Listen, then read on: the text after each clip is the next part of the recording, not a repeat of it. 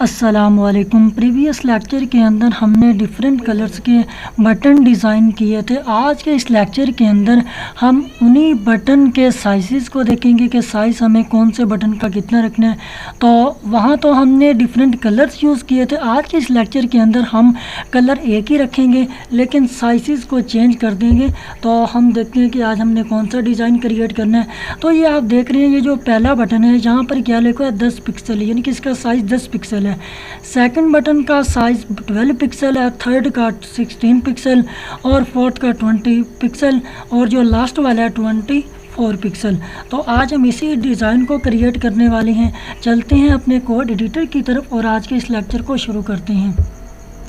Again हम HTML वाला tag लिखेंगे। टैग लिखने के बाद सबसे पहला काम आपने करना क्या है कि टाइटल और मेटा वाला टैग आपने उड़ा देना है। तो अब क्या आपने काम क्या करना है, तो अब हम इधर देंगे स्टाइल वाला टैग। कौन सा? स्टाइल वाला टैग। और ये जो टेक्स्ट वाला टेक्स्ट CSS है, इस टेक्स्ट को हमने कर देना है रिमूव, क्योंकि अब हमें इसकी ज़रूरत नहीं है। एंटर करेंगे और उसके बाद हम क्लास बनाएंगे। कौन सी? लास्ट टाइम हमने क्लास बनाई थी डॉट बटन के नाम से, सेम वही हम क्लास बनाएंगे और उसके बाद ब्रैकेट्स को कर देंगे शुरू। फिर उसके बाद हम बैकग्राउंड कलर लिखेंगे। कौन सा वाला? Background colour. तो बैकग्राउंड कलर हम मान लो कि दे देते हैं ग्रीन। कौन सा वाला? ग्रीन बैकग्राउंड कलर दे देते हैं और उसके बाद करेंगे एंटर। एंटर करने के बाद अब हम करेंगे बॉर्डर को सिलेक्ट। किसको? बॉर्डर को। बॉर्डर हमें कितना रखना? बॉर्डर हम कर देते हैं नन, कि हमें अपने बटन के अंदर बॉर्डर नहीं चाहिए, सिंपली बटन चाहिए। बॉर्डर के बाद अब हम नेक्स्ट लिखेंगे कलर, यानी कि जो टेक्स्ट का कलर है वो हमें कैसा दिखना चाहिए। उसके अंदर हम लिख देते हैं वाइट, यानी कि टेक्स्ट का कलर क्या होना चाहिए? वो हो वाइट। और उसके बाद करेंगे एंटर।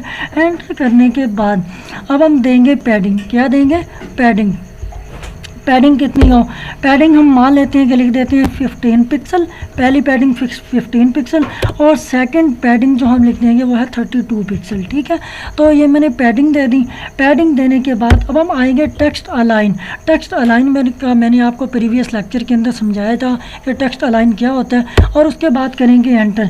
टेक्स्ट अलाइन हम क्या काम कर देंगे? सेंटर, यानी कि टेक्स्ट हमारा सेंटर में दिखना चाहिए। और उसके बाद कर देंगे एंटर। टेक्स्ट डेकोरेशन वाला टैग लगाएंगे।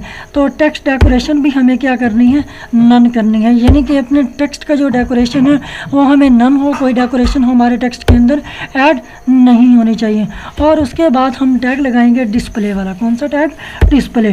तो डिस्प्ले के अंदर हम क्या लिखेंगे? Inline block. कौन सा वाला?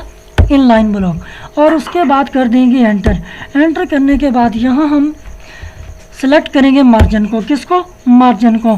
मार्जिन हमारा कितना होना चाहिए? वो हम लिख देते हैं 4px और 2px, यानी कि हमने दो मार्जिन दे दिया। पहला कौन सा दिया था? 4px और दूसरा दिया था 2px। ठीक है, और उसके बाद हम लिख देते हैं कर्सर। क्या लिख देते हैं? कर्सर। कर्सर की जगह हमने कल क्या लिखा था? पॉइंटर। क्या लिखा था वाला? पॉइंटर। तो ये मैंने कर्सर की जगह क्या दे दिया? पॉइंटर दे दिया। और उसके बाद अब हम क्या काम करेंगे? इस ब्रैकेट्स के बाद अब हमने जो कोडिंग करनी है, यह तो हमने डॉट बटन की कोडिंग की थी, उसके अंदर हमने स्टाइल्स वगैरह ऐड कर दिए। अब हमने बटन 1 यानी कि डॉट बटन 1, पहला तो हमने सिंपली बटन दिया था, अब हम इधर क्या यूज़ करने वाले हैं? Dot button 1। सिंपली क्या काम करना है? ब्रैकेट्स को ओपन करना है। यहाँ पर हमने जस्ट क्या दे देना है?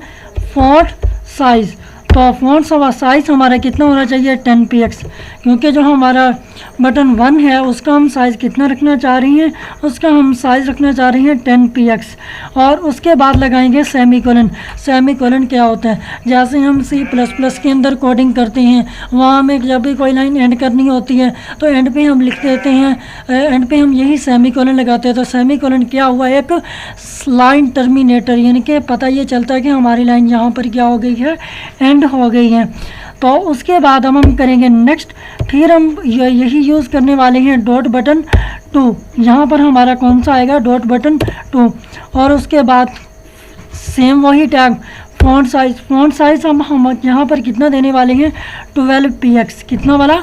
12px। और उसके बाद अगेन सेमीकोलन, फिर नेक्स्ट, फिर डॉट बटन। अब हम कौन सा बटन देंगे? 3rd। तो उसके बाद एंटर, फिर फॉन्ट साइज़ फ़ॉन्ट साइज़ हमें इधर कितना देना है वो हम इधर दे देते हैं 16 px, कितने पिक्सल 16 पिक्सल, सेमीकोलन, और उसके बाद करेंगे एंटर। फिर उसके बाद डॉट बटन आ गया। फिर उसके बाद हम बटन कौन सा बना रहे हैं 4th।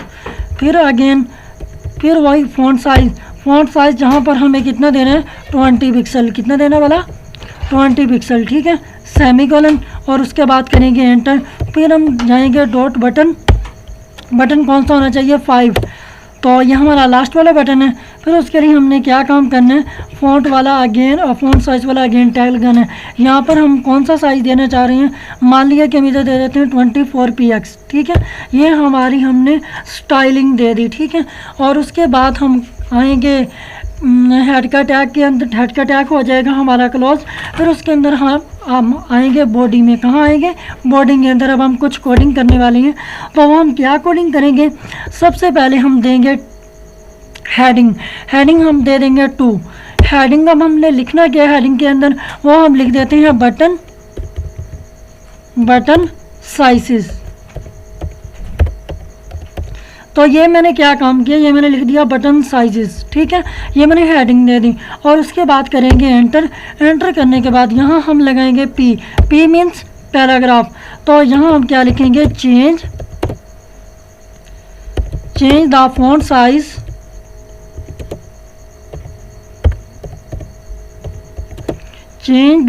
Size of a button with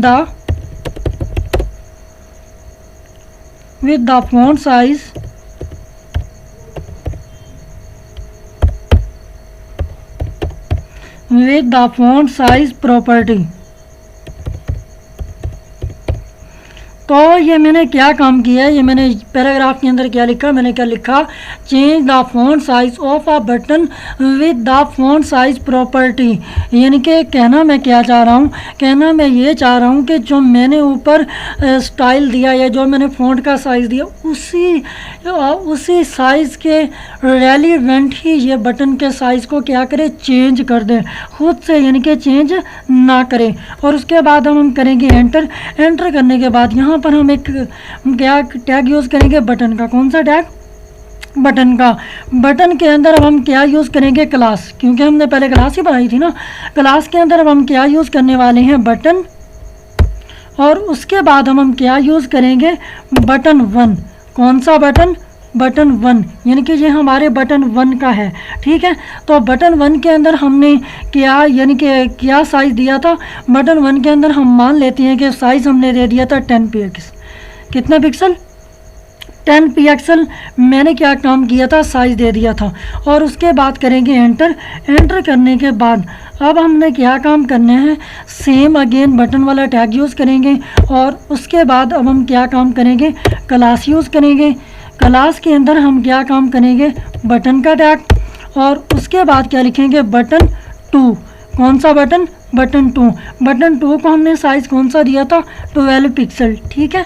और उसके बाद हम जाएंगे एंटर करेंगे। फिर उसके बाद बटन का अगेन टैग, फिर क्लास यूज़। तो क्लास के अंदर अब क्या आएगा, बटन, फिर उसके बाद क्या आएगा, बटन कौन सा 3। अब हम कौन सा यूज़ कर रहे हैं, बटन 3 को हमने कौन सा साइज़ दिया था, 16 पिक्सल, ठीक है।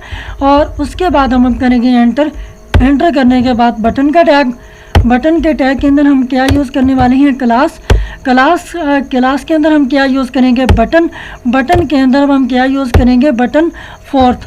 तो ये व्यूअर आप देख रहे हैं कि ये मुझे खुद से सजेशन दे रहा है कि अब आपने ये यूज़ करना है, ये यूज़ करना है। तो ये सजेशन इसीलिए हम जो है ना सबलाइम टेक्स्ट यूज़ करते हैं, क्योंकि ये मैं खुद से सजेशन दे रहा होता है कि अब आपने ये चीज़ यूज़ करनी है। जो चीज़ हम पहले यूज़ कर ली है ना, वही हमें अगेन सजेशन देगा कि आपने अब यहाँ पर ये यूज़ करना है, ठीक है। तो मैंने बटन 4 को कौन सा फ़ॉन्ट साइज़ दिया था, 20 पिक्सल, कौन सा वाला 20 पिक्सल। और उसके बाद अब हम क्या काम करेंगे, बटन 5 की तरफ बढ़ेंगे। अगेन बटन का लगाएंगे टैग, कौन सा टैग, बटन का टैग। फिर उसके बाद अब हम क्या यूज़ करने वाले हैं, क्लास के अंदर हम क्या लिखेंगे, बटन के बाद हम क्या लिखेंगे, 5, यानी कि ये हमारा 5th बटन ही है। और उसके बाद हमने इसका साइज़ क्या दिया था 24px 24 पिक्सल, ठीक है। तो ये हमने कोडिंग कर ली। तो ये हमने कोडिंग किस में की है, इंटरनल CSS को यूज़ करते हुए की है, ठीक है। तो अब हम इसको कंट्रोल ऐसे करेंगे सेव, और उसके बाद अपने फोल्डर की तरफ बढ़ेंगे और अपनी फ़ाइल की तरफ बढ़ेंगे। तो ये मैंने ओप्पो वाली फ़ाइल के अंदर कोडिंग की है। तो अब हम इसको रन करके देखते हैं कि हमारी आउटपुट कैसी आती है। तो ये आप देख रहे हैं, ये 10 pixel first button, second button 12 pixel, third button 16 pixel, 4 button 20 pixel, और जो फिफ्थ लास्ट बटन है जो क्या है वह है 24 पिक्सल। और जो हमने पैराग्राफ के अंदर चीज़ ऐड की थी तो वो उसने हमें ये शो करवा दी हैं। और उसके बाद जो हमने हेडिंग यूज़ की थी, हेडिंग के अंदर हमने ये लिखा था ना, तो उसने हमें ये शो करवा दिया। तो मिलते हैं इंशाल्लाह नेक्स्ट लेक्चर में, तब तक के लिए अल्लाह हाफिज़। Keep learning and keep exploring.